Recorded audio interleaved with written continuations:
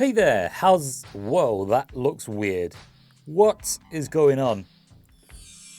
Ah, that's better. So, what I'm going to show you today is, well, first of all, this video was not going to be a three-part, what am I going to call it, series? It's not really a series, but okay, there wasn't going to be three parts to this computer upgrade thing. So, with it being 2018, I figured I might as well change my upstairs setup, which is part one. And also in part one, I added a SSD drive. And then in part two, I changed the graphics card. So check that out if you haven't seen it already.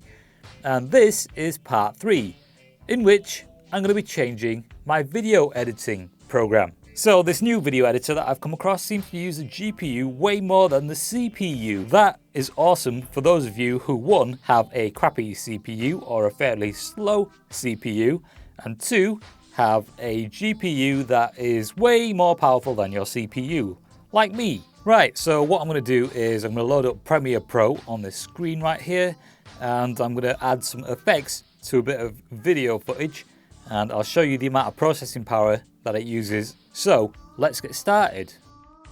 So keep in mind that I'm fairly quick at using Premiere Pro because I've been using it for quite some time. When I move to this new video editing suite, I'm going to be starting from the bottom, but because I know what I know, I should be able to move through that fairly quick. Okay, so first of all, this is probably not the best way of showing how to work on a piece of software. Maybe a screen capture device would be better, but me, being me, I'm kind of lazy, so I can't be bothered doing that. I'm just going to film my monitor. Right, so first of all, what I'm going to do is drag in the piece of footage that I'm going to work on. And once that's imported, drag it into the timeline, and here we have it. Here we have this. Make that a little bigger. This is footage from a waterproof Bluetooth speaker that I did a review on. So we have the footage right here, and it's just me opening this box, and then I think I'd take this out, but I'm going to stop it around here. So we've got about 10 seconds of this footage right here. Okay, so I'm just going to add a bunch of color correction to this. So new item, adjustment layer, drag that into the timeline all the way across, click on that, and then what I'll do is I'll select the knife, the razor, and click on the yellow, click on some more of the yellow just to get a nice color range going on. And then what I'll do is go down here, change the focus on the camera slightly. Maybe let's tilt this a little bit and turn this a little bit more. Okay, now when I click on this, we can just highlight what's been selected, and that is part of the knife. By the way, this is not a tutorial on how to color correct. And now what I'll do is, just for the fun of it, I'm going to boost these colors like crazy. Let's get them nice and bright.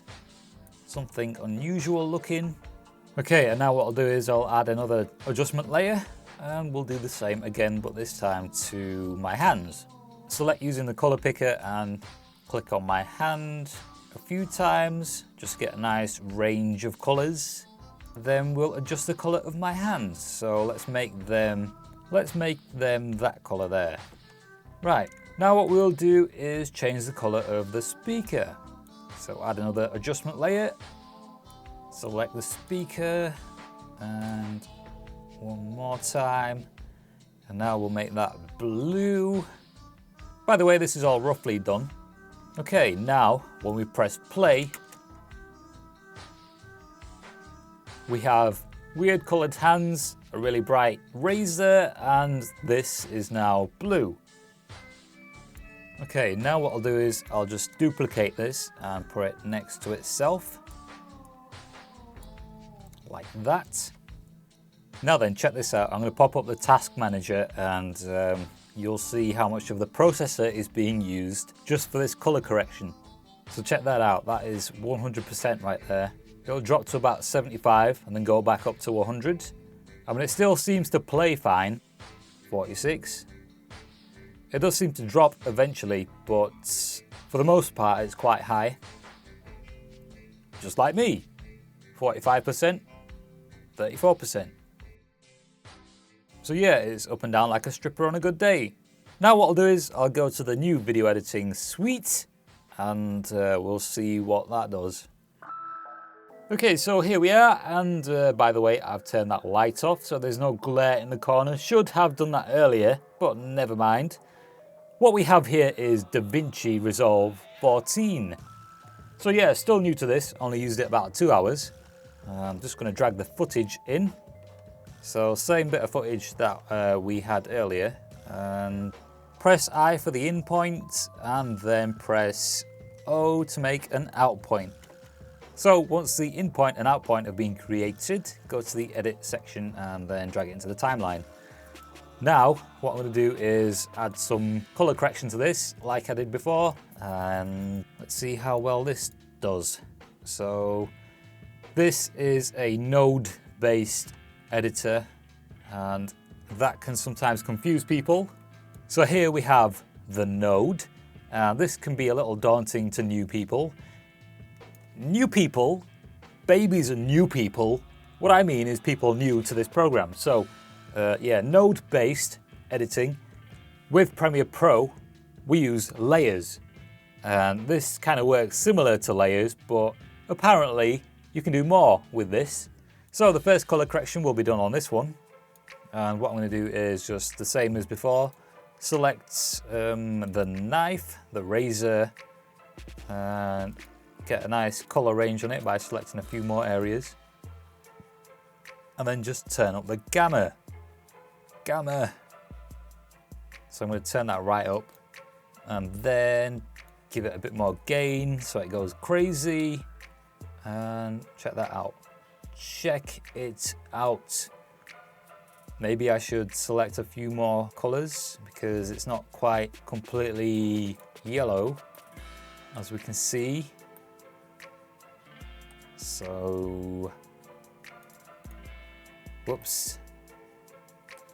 Don't know what I did, but I did something. All right, there we are. And yeah, check that out. Check it out. Oops. Check it out. So let's select this again. So you can see part of the table has been made pink. We can adjust that. As you can see, parts of the table have been selected, as well as a bit of the box. There we go. Right, just made sure that was all right. Turn the highlight off. Look at that razor now, that's insane. Check that out, check. That's a bright pink razor. Okay, that should be fine. It's not perfect, but it's just for the video. You can't really even see it properly anyway because I'm recording my screen with a camera. So on to the next bit, which will be my hands. What we want to do is create another node. So add serial node. That basically puts one there. So with this one, what we're going to do is change the color of my hands again. Color picker and select a few parts of my hand to get a nice color range. And highlight. That was not highlight. What have I done? See, that's the trouble with being new to this. You don't know what to do once you click on something you shouldn't have clicked on. This time I'll go downwards and we need to see what we've highlighted. So there we go. Try to make sure it's only the hands. All right, so that should be good enough. I've now got green hands. I am now the Hulk with a pink razor opening a box. Imagine if I did all my videos like this, that would be crazy. And part of this box is also green. Can you see that there? We can actually mask that out, but I'm not going to get deep into this. Next, we're going to add a color change to the speaker. Okay, so what I've done here is just added another node before this one for some reason. And now I'm going to change the color of the speaker. Where's the speaker? There it is. So click and then I'm going to make that blue. I'm going to minus this and that'll get rid of the color change on the white part of this cardboard box. Turn up the gain a little bit. And once again, the edges of this box have kind of been altered as well, but that doesn't matter because if this was an actual edit, we could mask that out. Okay, so what I'm going to do now is I'm just going to duplicate this like I did previously.